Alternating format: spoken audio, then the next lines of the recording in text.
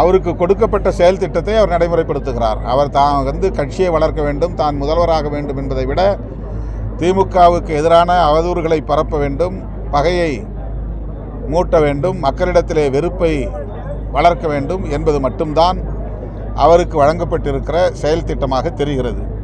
அவர் தொடங்கிய நாளிலிருந்து இந்த நாள் வரையில் அந்த ஒன்றை மட்டுமே செயல் திட்டமாக கொண்டிருக்கிறார்.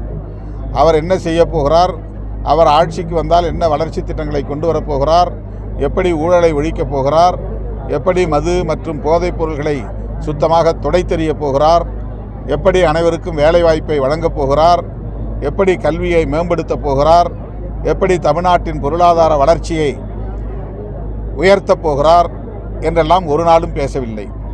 எந்நேரமும் எப்போதும் திமுக எதிர்ப்பு, திமுக எதிர்ப்பு, திமுக வெறுப்பு, திமுக வெறுப்பு என்பதே விஜய் என்பதாக இருக்கிறது.